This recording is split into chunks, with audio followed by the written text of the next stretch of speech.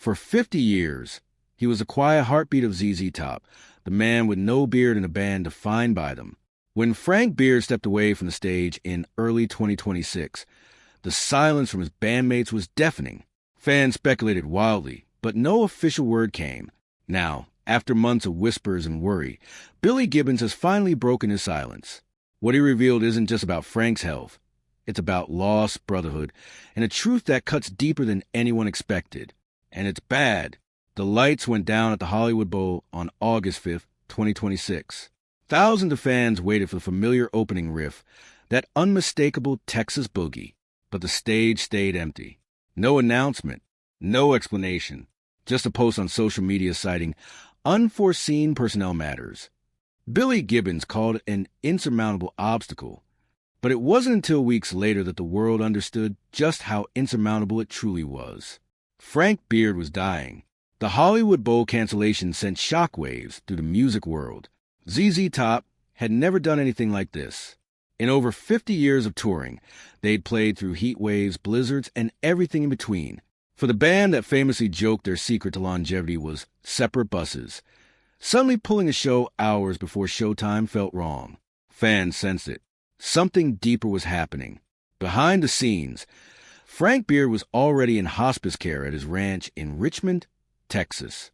The man who had anchored ZZ Top's signature backbeat for 57 years was saying goodbye. His family gathered around him.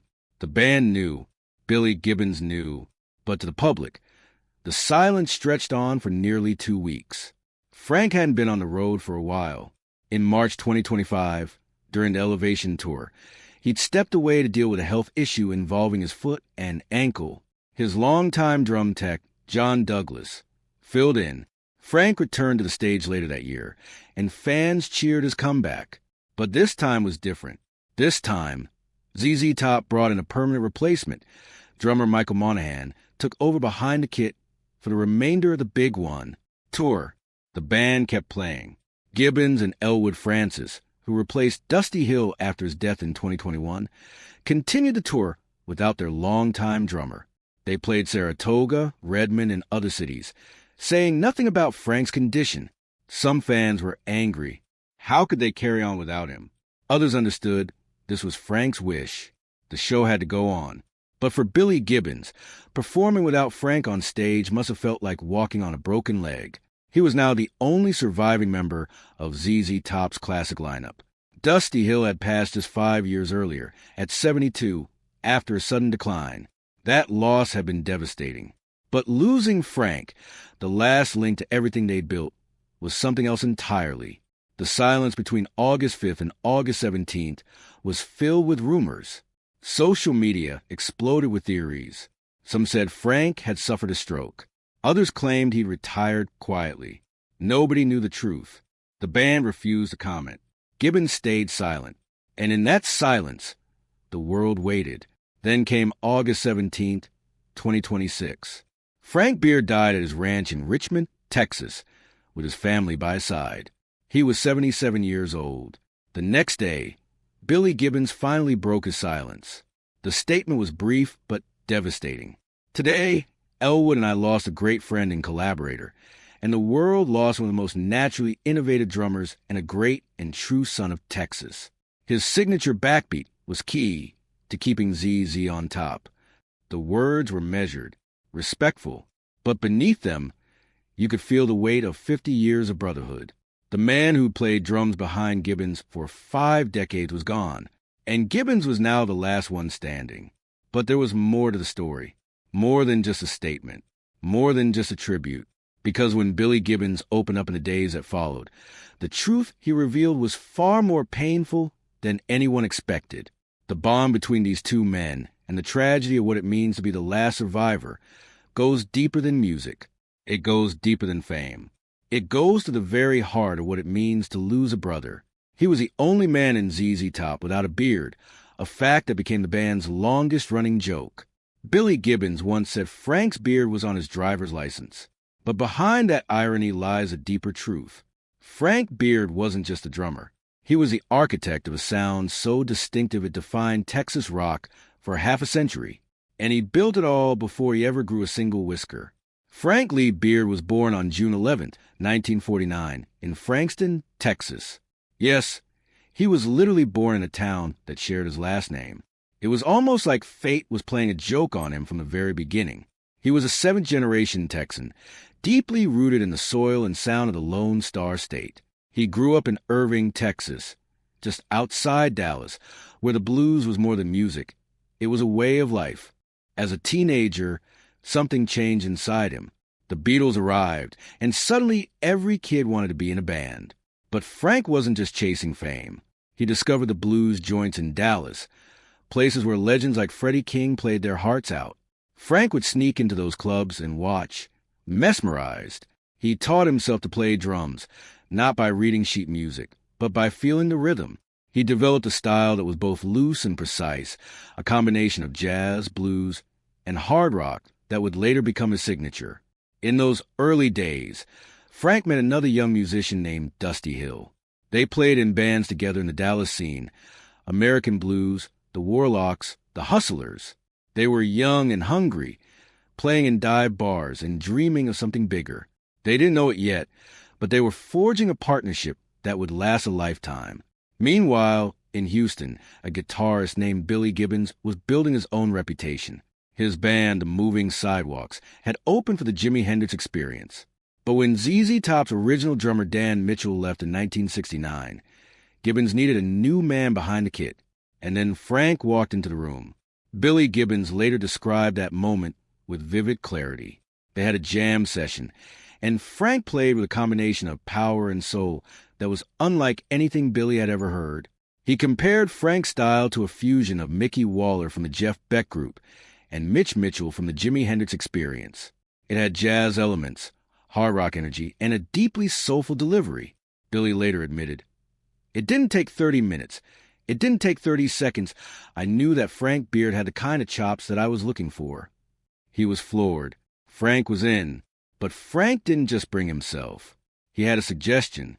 He knew a bass player back in Dallas, a short, funny guy with a big personality and a half-gallon of Gallo wine. His name was Dusty Hill. When Dusty arrived for his audition, he showed up 4 hours late. He was holding a bottle of wine, and the moment he stepped through the door, he fell flat on his face. The bottle went tumbling. Billy opened the door and saw this little sawed-off guy with sausage fingers lying on the floor. Most band leaders would have shown him the door, but Billy just said, "Could be our guy." They started playing a shuffle, expecting it to last maybe 2 or 3 minutes. 3 hours later, they were still playing. That's how ZZ Top was born. 3 strangers from Texas, united by a sound none of them had ever heard before. And Frank was the beating heart of it all. His drumming style became the bedrock of ZZ Top's sound. He wasn't flashy. He wasn't a showman. He was something more important. He was solid. His signature Texas shuffle combined rolling triplets on the snare with a steady pulse on the cymbal. It required both looseness and absolute precision at the same time. Billy Gibbons would later say that Frank's backbeat was the key to keeping ZZ Top on top. For years, fans assumed Frank was the only member without a beard because he didn't want one. But the truth is stranger than that. In the early days, none of them had beards. It wasn't until ZZ Top took a hiatus in the late 1970s that Billy and Dusty got lazy and stopped shaving. They returned to the studio with massive facial hair. Frank grew one too, but he quickly shaved it off when he saw how wild theirs had become. That little difference turned into their defining image. Billy and Dusty became icons of beards and sunglasses. Frank became the punchline.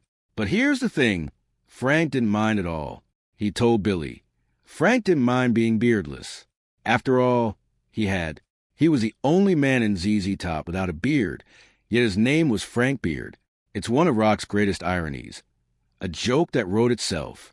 But the story behind that clean-shaven face isn't just about laziness or coincidence. It's about a man who never needed to fit the mold. Frank Beard didn't grow the whiskers because he didn't have to. The name was enough. And deep down, he knew that the beard wasn't what made him essential. Frank Lee Beard was born in 1949, decades before the band would become synonymous with enormous facial hair. When he joined ZZ Top in 1969, just 2 years after band formation, the trio was relatively clean-shaven. Nobody had a beard. The image of three hairy Texan bluesmen hadn't been invented yet. They were just three guys trying to play rock and roll. But music was always Frank's first love. Inspired by the Beatles and the blues, he began playing drums in his teens. Dallas was alive with music in the 1960s, and Frank discovered the blues joints where legends like Freddie King played. He soaked it all in. He learned from the masters without ever taking lessons.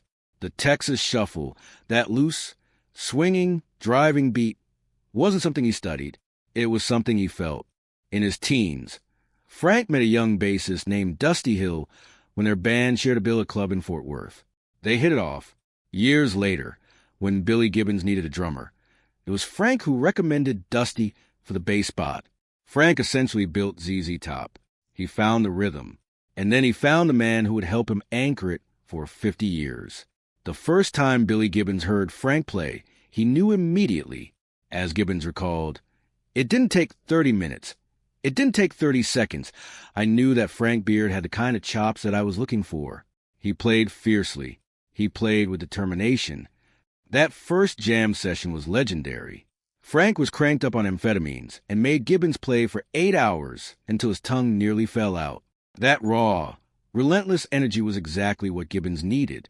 The Beards didn't appear until 1979. In 1977, the band was burned out. They took a break. Gibbons traveled the world. Dusty took a job at an airport, and Frank tried to get sober.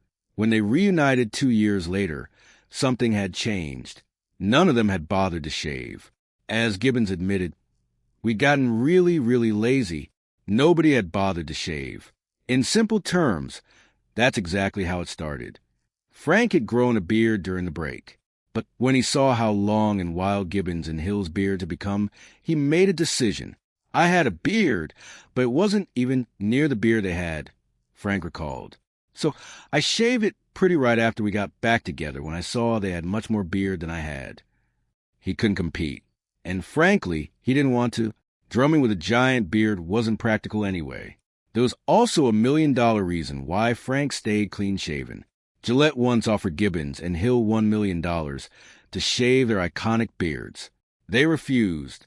Frank, meanwhile, could walk into any shopping mall without being recognized. Gibbons joked about it. Frank didn't mind being beardless.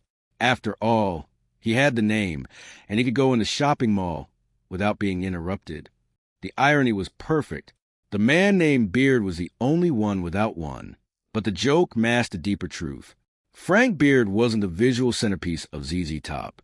He didn't need to be. He was the engine behind the massive amps and the spinning guitars. Frank was the one keeping everything together. His signature backbeat, that Texas shuffle, was deceptively simple. As the critic David Sinclair wrote, it required looseness and absolute precision at the same time. ZZ Top's grooves swing hard, but they never drift. Frank learned that lesson early. He once played Johnny B. Good with Chuck Berry during a stop in the song. Frank hit the snare to bring the band back in. Berry scowled at him and said, "Don't do that." From then on, Frank learned to keep things simple. Don't overplay. Don't show off. Just lock in a groove and let the song breathe. Over the years, Frank's drumming evolved, but his philosophy never changed. His drum tech, John Douglas, helped push him to play busier, more intricate fills on later albums. But the core remained the same: power, restraint, and swing. In 2012, the band recorded I Gots to Get Paid, a reinterpretation of DJ DMD's 25 Lighters. Frank was nearly 65, but his drumming was massive and fierce. For a man who spent 56 years keeping the beat, the cruelest irony was this: he couldn't keep his own rhythm going. Frank Beard's final years were a quiet battle fought far from the stage lights. No grand announcements. No farewell tours. Just a man slowly surrendering to a body that would no longer obey him. And the one thing he never admitted to his bandmates was that he was already saying goodbye. The first warning sign came in March 2025. ZZ Top was in the middle of their Elevation tour when Frank stepped away from the road. The band announced it was due to an undisclosed health issue. Later, reports suggested the problem involved his foot and ankle. John Douglas, Frank's longtime drum tech, filled in for him. Frank returned to the stage later that year, and fans cheered his comeback. But something had changed. For a drummer, the foot is everything. It drives the bass drum, the heartbeat of rock and roll. If your foot gives out, you're not just in pain, you're paralyzed as a musician. Frank Beard had spent decades building a rhythm that millions could identify in a single beat. And now, that rhythm was failing him. He didn't tell the public how bad it was. He rarely complained. But the band knew. Billy Gibbons knew. When Frank came back, he wasn't quite the same. He was still solid, still precise, but there was a tension in his playing that hadn't been there before. He was compensating, fighting, doing everything he could to hold on. Then came 2026. The big one. Tour was supposed to be a triumph. Instead, it became the beginning of the end. In early August, just days before the tour's opening show, Frank withdrew completely. Michael Monaghan stepped in as a permanent replacement behind the kit. The band canceled their August 5th show at the Hollywood Bowl, citing unforeseen personnel matters. The silence stretched on. Fans grew worried. Behind the scenes, Frank was already in hospice care at his ranch in Richmond, Texas. He was surrounded by his family. The man who had once powered through grueling tours, marathon recording sessions, and decades of rock and roll excess was now confined to a bed. His body had finally betrayed him. The exact cause of his death was never publicly disclosed, but the pattern was clear. Frank had been declining for months. His foot issues in 2025 were likely a symptom of something larger. Whatever it was, it had finally caught up with him. What makes this chapter so heartbreaking is the silence. Frank didn't want to fuss. He didn't want a final tour or a tribute show or a public goodbye. He simply withdrew from the spotlight and let the music go on without him. And Billy Gibbons, the man who had shared the stage with Frank for over 5 decades, was left to carry the weight of knowing that his friend was slipping away. On August 17, 2026, Frank Beard passed away at his ranch, with his family by his side. He was 77 years old. The announcement came the next day. Billy Gibbons' tribute was brief but devastating. Today, Elwood and I lost a great friend and collaborator, and the world lost one of the most naturally innovative drummers and a great and true son of Texas. His signature backbeat was key to keeping ZZ on top. The band canceled their shows in Salt Lake City and Colorado Springs out of respect, but they vowed to keep the dates in Austin, one of Frank's favorite venues, a city he considered his second home. And in those shows, the full weight of Billy Gibbons' pain came to the surface. What Billy Gibbons revealed in Austin was more than a tribute. It was a confession, and it cut deeper than any eulogy ever could. For decades, Billy Gibbons had the perfect punchline ready. When people asked how ZZ Top survived longer than most marriages, he'd smile and say, "Separate buses." It was a joke that protected them from the truth, that their bond was unbreakable. But on a stage in Austin, Texas, just days after Frank Beard's death, Gibbons told a different story. And the revelation was so painful, so raw, that it left fans speechless. On August 22nd, 2026, ZZ Top took the stage at ACL Live at the Moody Theater in Austin, Texas. It was their first show since Frank Beard's death. The crowd was electric. They knew this wouldn't be just a concert. It was a memorial, a celebration. And for Billy Gibbons, it was the hardest performance of his life. The band opened with Got Me Under Pressure. It was a fitting choice. Frank's drumming had defined that track, but now a new man sat behind the kit. Michael Monaghan, the drummer Frank himself had chosen, played with precision and respect. The crowd cheered, but everyone was waiting for Billy to speak. Then Gibbons stepped up to the microphone. The guitar he was holding, a custom model, had the word "beer" emblazoned on the back. Classic Billy. But his voice was different, softer.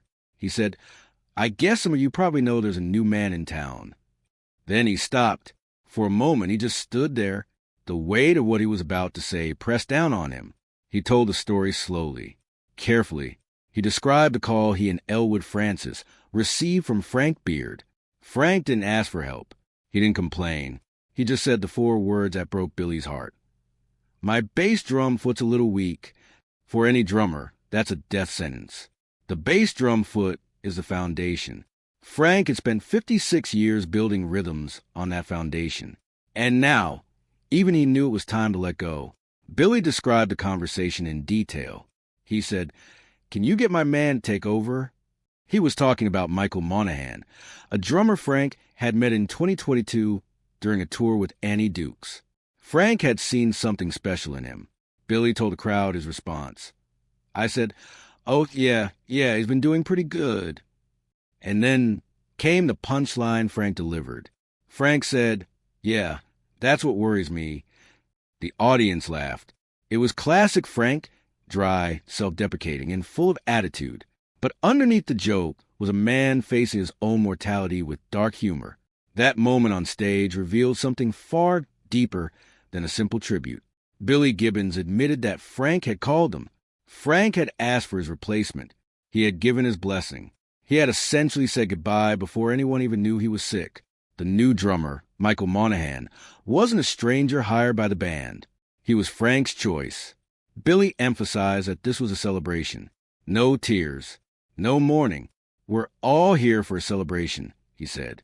The audience roared, but the sadness in his eyes was impossible to miss. He was now the last surviving member of the classic lineup. Dusty Hill had passed in 2021. Frank was gone, and Billy Gibbons was standing alone, carrying a legacy that had been built by 3 men from Texas. He told the crowd, the band which he was part for 6 decades is going to keep on keeping on, as he had wished. Those words were a promise, a vow to Frank. The show must go on. Frank had insisted on it. Billy's public statement was equally raw. "Today, Elwood and I lost a great friend and collaborator, and the world lost one of the most naturally innovative drummers and a great and true son of Texas," he wrote. Then he added the line that said everything. His signature backbeat was key to keeping ZZ on top. But behind that tribute was a confession. Billy Gibbons had known Frank was declining. He'd watched his friend grow weaker, heard the struggles in his playing, and done nothing but support him. The guilt of surviving, of being the last one standing, was written all over his face. And then Billy revealed something even more heartbreaking. Something Frank had never told him until the very end. A truth that made the Separate buses joke seem like the biggest lie they'd ever told. 2 deaths, 5 years apart. And both men, Dusty Hill and Frank Beard, did the exact same thing before they left. They picked their own replacements. Not the record label. Not the management. They chose the men who would take their place. It was a decision so deliberate, so intentional, that it changes everything we thought we knew about ZZ Top. And it explains why Billy Gibbons kept playing even as his heart was breaking. Dusty Hill died in 2021. It happened fast, shockingly fast. During the pandemic, the band had been ordered to stay home like everyone else. When they finally got the all clear to tour, Dusty wasn't feeling well. Billy Gibbons went aboard Dusty's tour bus and tried to lift his spirits. "Come on, dude. Pick it up," Billy told him. Dusty smiled and said, "Yeah, you're right. It's just easier to complain." They limped through that show. To the audience, it sounded fine. They were screaming and hollering. But Billy knew. He was disturbed by what he saw. After performance, he told Dusty to go back to Texas and see a doctor. Dusty agreed, but before he left, he said something that Billy would never forget. "If for any reason my return is tardy, give it to Elwood," Dusty told him. "Elwood knows everything. He's been with us 30 years. You didn't know this, but Elwood used to teach me bass parts." 10 days later, Dusty Hill was dead. Elwood Francis stepped in. He had been the band's guitar tech for 3 decades. He knew the music inside and out. Dusty had chosen him. And Frank Beard, according to Billy, really lit up after Elwood joined. Frank was what Billy called a curmudgeon, a grumpy old man who rarely smiled unless he was making fun of someone. But once Elwood took the stage, Billy would turn around and see Frank constantly looking at Elwood and smiling. It rebonded Frank and Billy. The band had a new energy. And then history repeated itself. In 2026, Frank Beard called Billy and Elwood with a similar message. He didn't complain. He didn't ask for sympathy. He simply said, "My bass drum foot's a little weak." Then he asked, "Can you get my man to take over?" He was talking about Michael Monaghan, a drummer Frank had met in 2022 during a tour with Annie Dukes. Frank had seen something special in him. He'd been watching. He knew this was the guy. Billy had met Michael Monaghan around the same time. He watched him play during that 2022 tour and thought, wow, that's a guy that knows his business. Billy asked him about playing left-handed, and they connected. But Billy didn't get his phone number. Later, in St. Augustine, they ran into one of the Annie Dukes musicians at a Colombian restaurant. She told Billy, "Would you please not steal my drummer?" Billy replied, "I might borrow the guy." She gave him Monaghan's number. Frank knew about all of this. He was paying attention. He had been planning for this moment, even when no one else saw it coming. Both Dusty and Frank had done the same thing. They'd chosen their own replacements. They understood the oldest saying in show business: the show must go on. Billy Gibbons, now the sole surviving original member, was left with an impossible task. He had to honor Frank's wishes. He had to keep ZZ Top alive. He had to step on stage without the two men who had defined his entire career. On August 22nd and 23rd, 2026, ZZ Top performed at ACL Live at the Moody Theater in Austin, Texas, one of Frank's favorite venues, a city that had been his second home. Billy told the audience that Frank had made a request. The band, which he was part for 6 decades, is going to keep on keeping on, as he had wished. But as he said those words, Billy was standing alone, the last link to ZZ Top's classic lineup, the only one left. And in that moment, the separate buses joke no longer worked.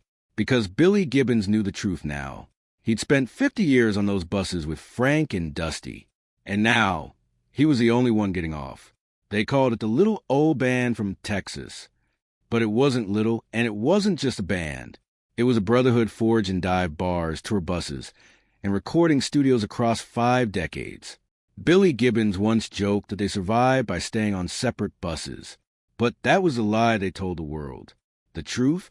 Frank Beard and Billy Gibbons were closer than most married couples. And losing Frank didn't just break the band. It broke Billy's heart. The separate buses joke became legendary. Whenever journalists asked about ZZ Top's longevity, Billy Gibbons would smile and say, 3 guys, 3 buses, separate hotels. It was a brilliant deflection. It made them sound like professionals who understood boundaries. It protected their privacy. And it was complete nonsense. Behind the scenes, Billy, Dusty, and Frank were inseparable.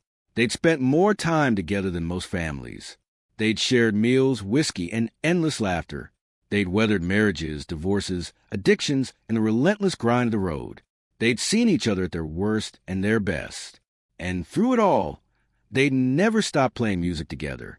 Frank Beard was the anchor, not just in rhythm, in spirit. He was the one who kept Billy grounded. When Billy would get lost in his guitar solos or his eccentric ideas, Frank would pull him back with a simple groove. He was a steady heartbeat that allowed Billy to fly. Billy described Frank's drumming as fierce and determined. He admired Frank's ability to make everything sound effortless. Frank was the backbone of ZZ Top, Billy once said. He kept us honest. He never overplayed. He just locked it in and let the music breathe. But their bond went beyond music. Frank was the first person Billy called when things got hard. When Dusty died in 2021, Billy was devastated. But Frank was there. They grieved together. They played together. They kept the band alive because that's what Dusty would have wanted. And in those dark months, Frank became Billy's lifeline. Billy later said that after Dusty's death, Frank really lit up when Elwood Francis joined. Frank had been a curmudgeon, a grumpy old man who rarely smiled. But Elwood's arrival changed something. Billy would turn around on stage and see Frank constantly looking at Elwood and smiling. It rebonded Frank and Billy. It gave them new energy. And then Frank got sick. Billy watched his friend deteriorate. He saw the weakness in Frank's foot, the struggle in his playing, the quiet acceptance in his eyes. And he did nothing but support him. He never pushed. He never asked Frank to retire. He simply waited.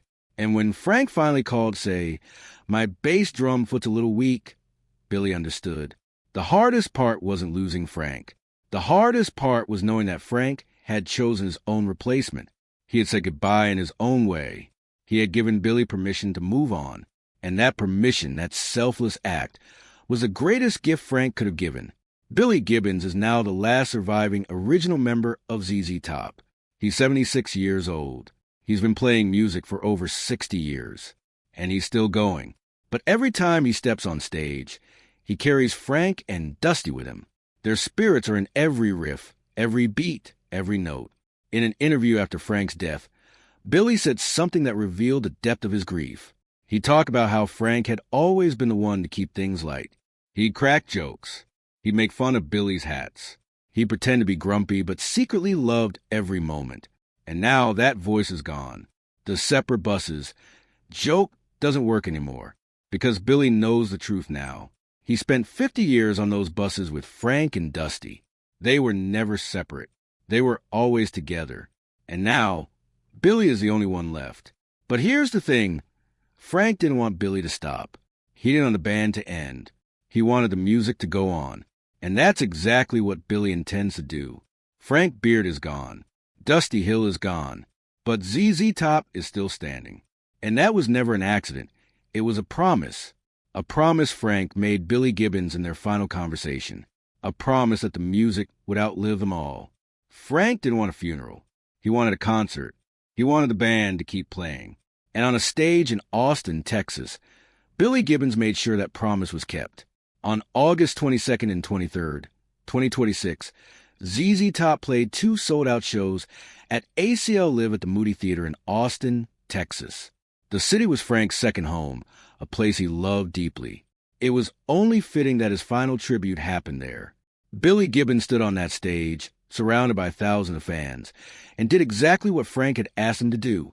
He kept playing. The set list was a celebration of everything Frank had built. Got Me Under Pressure, I'm Bad, I'm Nationwide, La Grange, Tush. Each song carried Frank's signature backbeat, even though a new man was behind the kit. Michael Monaghan, the drummer Frank himself had chosen, played with precision and respect. The audience cheered. They sang along. They danced. And for those 2 nights, Frank Beard was alive in every note. Billy addressed the crowd multiple times. He told them about Frank's final request. He said, the band which he was part for 6 decades is going to keep on keeping on, as he had wished. He told them about Frank calling to ask about his replacement. He even delivered Frank's final punchline. Yeah, that's what worries me. The audience laughed through their tears. And then Billy did something unexpected. He played a solo, a long, soulful, mournful guitar solo that seemed to go on forever. It wasn't flashy. It wasn't a show-off moment. It was a conversation. Billy was talking to Frank through his guitar. He was saying goodbye. He was saying thank you. And he was saying, I've got this. You can rest now. That moment was the emotional payoff of everything this documentary has explored. The grief, the loss, the guilt of surviving, the promise to carry on. Billy Gibbons had lost his 2 best friends in a span of 5 years. He had watched them both decline and choose their own replacements.